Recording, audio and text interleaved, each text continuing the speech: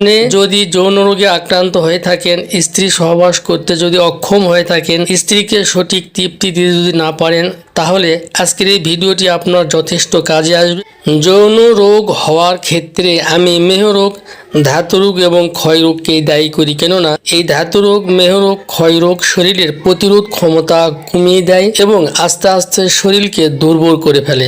এই যৌন রোগের ক্ষেত্রে ধাতুরোগ, মেহরোগকেই প্রচণ্ডভাবে আমি দায়ী করি এবং যার পিছনে অনেক কারণ রয়েছে। বন্ধু, আজকে আপনাদেরকে জানাবো যে আপনি যদি যৌন রোগে আক্রান্ত হয়ে থাকেন, স্ত্রী সহবাস করতে যদি অক্ষম হয়ে থাকেন, স্ত্রীকে সঠিক তৃপ্তি দিতে যদি না পারেন, তাহলে আজকের এই ভিডিওটি আপনার যথেষ্ট কাজে আসবে। তবে এই টিপসটি বউকে না জানিয়ে খাবেন, 18 বছরের নিচে খাবেন না। কেননা চরিত্র নষ্ট হলে আমি পাপের দায়ী নয়।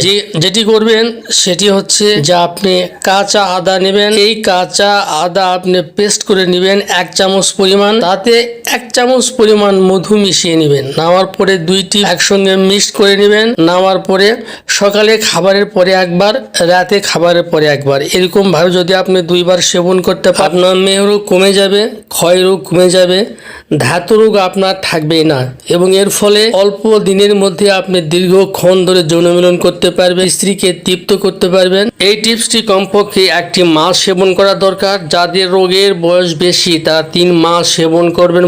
বন্ধুরা, আজকের ভিডিওটি কেমন লেগেছে কমেন্ট করে জানাবেন। আমার চ্যানেলটি সাবস্ক্রাইব করে পাশেই থাকবেন। আল্লাহ হাফেজ।